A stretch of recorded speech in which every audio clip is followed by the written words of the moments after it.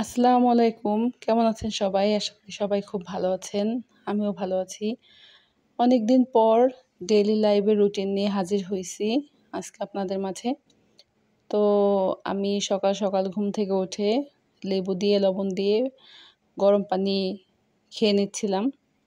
মানে আমি চাইছিলাম একটু ডায়েট করতে। তো সেইজন্যে আমি সকালে ওভাবে কোনো খাবার খাচ্ছি না। ওই লেবু আর গরম পানি খেয়েই আমি সকালবেলা এটা যদি আমি ৬টা থেকে ৭টার মধ্যে খাই তো আমি ১১টার পরে হালকা পাতলা নাস্তা যেটাই হোক সেটা করি। আমি মাঝখানে যেটাকে বলে রোজা থাকা বা যেটাকে বলে ফাস্টিং করা সেটা করি। তো সেইদিন কারেন্টে প্রচুর পরিমাণ ডিস্টার্ব করছে। কারেন্টে মাইকিং নাকি করা হইছিল বা নোটিশ নাকি দেওয়া হইছে যে কারেন্ট থাকবে না সকাল ৮টা থেকে এই রাত রাত না সরি বিকেল ৩টা বা ৪টা পর্যন্ত। তো ওইটা আমরা শুনি নাই। যখনই কারেন্ট চলে গেছে তখনই মোটরের পানি শেষ হয়ে গেছে। মানে উপরে ছাদের ট্যাঙ্কির পানি শেষ হয়ে গেছে। পরে খুবই মজার একটা ঘটনা হইছে। আমরা নিচে যে ট্যাঙ্কি আছে বড়, ওই ট্যাঙ্কি থেকে আমরা পানি মগ দিয়ে তুলে বা বালতি দিয়ে তুলে ব্যবহার করা হইছে। এছাড়া কোনো উপায় নাই। প্রত্যেকটা ভাড়াটিয়াকে নিয়ে তাই করা হইছে। তো এরকম করতে, করতে পানি-টানি আনা শেষ হইছে। তাও পানি আনা শুরু করছিলাম মনে হয় বেলা ১১টার দিকে। তো এটা আমার আজকের রানিং ভিডিও তো। তো আজকে এই কাহিনী। আজকে ৩০ তারিখ। ৩০ তারিখ মানিকগঞ্জে সকাল ৭টা থেকে বেলা ১টা পর্যন্ত কারেন্ট ছিল না। সেটা নাকি মাইকিং করা হইছে বাট আমাদের কান পর্যন্ত পৌঁছায় নাই। খুবই দুঃখের বিষয় আমরা কেউই শুনতে পারি নাই। আবার আমাদের যে কয়েকজন ভাড়াটিয়া শুনছিল তারা আমাদের কাছে কোনো কিছু বলেও নাই। তারা নিজে থেকে পানি ছাড়েও নাই। সো সেই কারণে পানির খুবই কষ্ট করা হইছে। ট্যাঙ্কি ভরা পানি ছিল সেটা উঠাইতে পারি নাই। পরে তার গাছার মাথা থেকে বুদ্ধি বের হইছে যে আমরা বালতি দিয়ে পানি তুলে ব্যবহার করতে পারি। তো সেটা করা হইছে। একদিকে অনেক এনজয় করা হইছে। আরেকদিকে কষ্টও হইছে। তো কিছু করার নাই।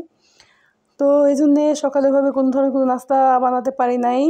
নাস্তা বাজার থেকে কিনে আনাও হয় নাই। কারণ ওইরকম আসলে বাইরের খাবার আমার বাবাও খুব একটা বেশি পছন্দ করে না, আমার মাও পছন্দ করে না। তো এইজন্য বাসায় নরমালি হালকা পাতলা নাস্তা করা হইছে। তো তারপরে দেখেন, আমি কিন্তু ডায়েটে আছি, হ্যাঁ? তো বোন চিপস খাইতেছিল, সেখান থেকে যেয়ে ভাগ বসাইছি। এটা কিন্তু ডায়েটের বাইরে। এটা ডায়েটের মধ্যে পড়ে না। তারপরে আমার এক ভাই মেহেদি ভাই, উনি যশোরে বাসা ওনার। উনি চুইঝাল নিয়ে আসছিল যশোর থেকে আমাদের জন্য। সবাই কম বেশি জানেন যে চুইঝাল যশোরে মানে চুইঝালের জন্য যশোর আসলে বিখ্যাত।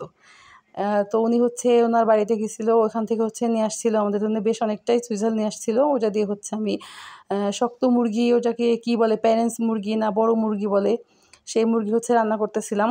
তারপরে সেই মুরগির এই তরকারি রান্না করে ভাত-টাত খেয়ে দুপুরের বেলায় আমি আসলে সত্যি কথায় একবারই ভাত খাই দুপুরে। তো ভাত খেয়ে আমি বিকেলবেলায় একটু ফল-টল খাইতেছিলাম হালকা পাতলা।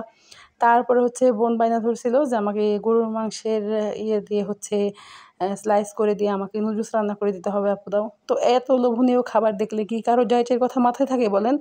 আমার আর ডায়েটের কথা কোনো কিছুই মাথায় নেই। তো বোনকে নিয়ে আমিও নুডলস রান্না করে খাওয়া শুরু করে দিছি। তো আমার ডায়েটের তো ১২টা বেজে গেছে। ডায়েটের আর কিছুই নাই। সকালে যেই কষ্ট করছি আমার আজকে বিকেলবেলা সব শেষ হয়ে গেল গা। মানে এত মজা হয়েছিল নুডলসটা, এত পরিমাণে খাইছি যে নাকি মানে বলার মতো না। যাই হোক, তারপরে ২ বোন মিলে আইসক্রিম খাচ্ছিলাম। আইসক্রিম খেতে, খেতে আজকের মতো এখানেই বিদায় নিচ্ছি। ভালো লাগলে অবশ্যই একটা লাইক, কমেন্ট, শেয়ার করে দিবেন।